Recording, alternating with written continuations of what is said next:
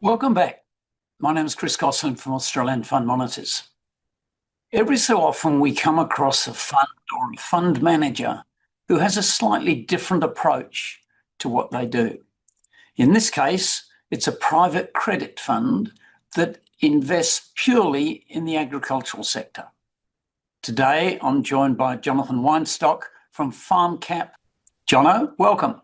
Thanks, Chris. Great to be on your program and great to be part of the Fund Monitors platform. My pleasure. Good to have you. So tell us a bit more about FarmCap. Right, what we do is niche and boutique, and I guess as a result, achieving a premium return for investors. So what we do is we fund Aussie farmers and we provide private credit to Australian agriculture. So we help farmers with funding when they fall outside mainstream lending. We help fill those gaps. What is the risk level and how do you manage that risk level? I guess the proof's in the pudding. We've successfully achieved over 100 loans with 100% capital preservation and return of capital with high yield. So our average loan to value ratio sits at around 50%, which is extremely low relative to other credit, and money's come back without any impairments, losses, or mediation. So it's actually quite a remarkable effort. And that comes down to lots of factors. One, we saw that this market was terribly underbanked, and I've been lending to farmers for close to 10 years now.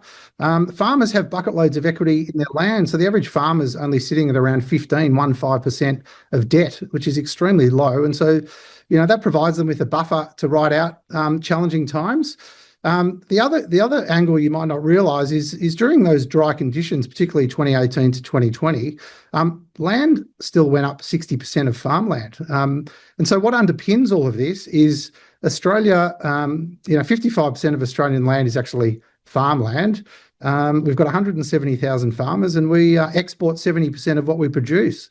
So food and fibre security for Australian farmland is invaluable, not only to feed Australia, but to feed the world with a growing population and growing food demands, and Australia does it really well. So the underlying asset and the fundamentals are actually quite strong because people look at the long-term value of being able to produce food on the land, and that's quite a different risk to the traditional commercial property where, during COVID when offices were empty, values tumbled significantly. And we also don't take any development or construction risk. So our valuations are on an as-is basis. We're not relying on any future upside. And we use very specialist agricultural valuers around Australia. So we're very conservative on the way in and we meet every farmer on their land, which is quite unique. The average farmer really misses that human touch, which we're able to provide, which banks aren't. So the average farmer has had their 8th bank manager in 3 years who doesn't know their name. We come out and meet them, do full due diligence. And to be fair, we're actually swamped by opportunities. So we're seeing 50 to 80 deals a month and very selective in our approach, before we commence full due diligence to pick the best of the bunch. And so, I guess the proof's in the pudding. We're returning 12% to investors net of fees at an average LVR of 50% on as-is valuation. So the metrics are extremely strong, but it's got to be an investment manager that knows what they're doing and is prepared to do the hard work consistently over time and have a passion for agriculture. So not only are we getting a nice premium return for investors, but we're actually doing something good to help farmers stay on the land. And we're plugging all sorts of gaps when farmers, fall outside the banks. And through good times and bad, farmers might need a bit of extra helping hand with funding.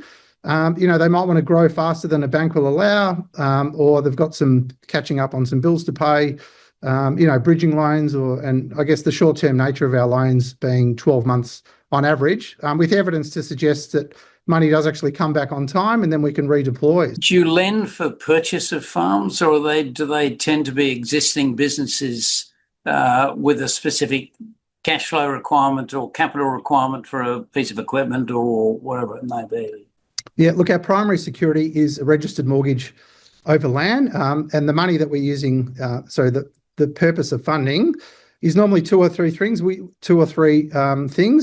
do help with purchases quite regularly. Purchases are quite common when they fall outside mainstream or speed and flexibility, but also, debt consolidation and refinance is also quite common. So a farmer might have some ATO debt or some creditors or some equipment finance that they want to bundle together and give them some breathing space, and particularly for banks breathing down their throat saying, hey, so banks will give farmers time to find a solution, and we're often a good fit to help take the farm off the bank's hands for 12 months and get them back into mainstream, or additional working capital. So in addition to those items, if a farmer needs some additional working capital to buy equipment or, for seasonal inputs, I'm happy to support. So it's normally a combination of those factors together to help a farmer, keep farming and stay on the land long term and preserve value. Jono, just on the technical side, what's the average size of your loan and the average duration of loans? Yeah, the average duration is 12 months and the average loan size is $1.5 to $2 million. And so you've got good diversification across the portfolio, and with a relatively short duration, you're always getting a turnover of loans? Correct. So I guess the benefit of investing in a diversified fund is there's allocation across multiple loans, across multiple geographic farming regions. And targeted return?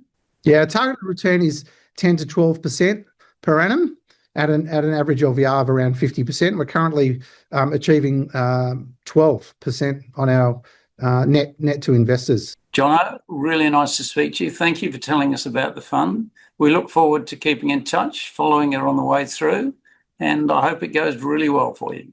Pleasure. Thanks for your support, Chris.